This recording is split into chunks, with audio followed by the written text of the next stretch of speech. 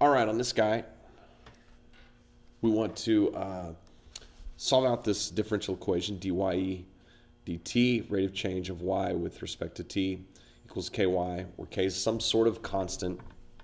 So that's the important part right here. What we're going to do is we're going to take this equation, dy dt equals ky. We're going to separate variables, which means we're going to multiply both sides by 1 over y and multiply both sides by dt. So 1 over y and dt. What that gives me is dy over y equals k times dt. And we integrate from here. And so we're going to integrate with two different things. On the left, we get the natural log of y. On the right, we get k times t. Okay? Now, this is not necessarily a bad thing, although it does look a little bit weird. Don't forget plus c over here. But we've got to clean this up just one more step. And so when we do that, we're going to actually use e as an algebra rule. And if you take e and you put as an exponent the natural log of y, and you take e and you put an exponent k times t plus c, those are equal.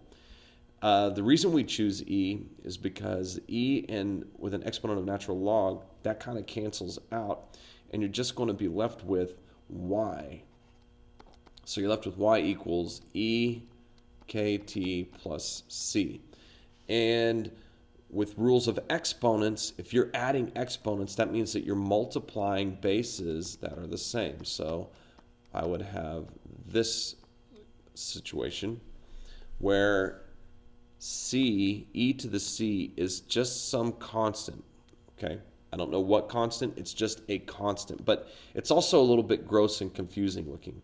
So we're going to take just one more step and write our equation as y equals a, and a just represents a constant, some constant number, okay, times e to the kt, where k, we can actually solve for k, and that's really gross k, so let me fix that guy. All right, then they give us two values to work with. They give us this initial condition where we're going to put 0 in for x and 500 in for y. And then they give us a point through which to get a specific number. So this is going to be really interesting. Watch how this works. We're going to put 0 in for x. We're going to put 500 in for y. And when I do that, I get 500 equals a times e to the k times 0. Now I know that we've got two variables running around in there, but k times 0 is 0. E to the 0 power is 1. So from this we learn that 500 is equal to a. That's the first step, okay? So the rest of the problem, a is going to be equal to 500. Then part 2 is to use this other guy that we've got right here, this other bit of information, to actually fill in the rest of our formula, because now that we've got a, we need k.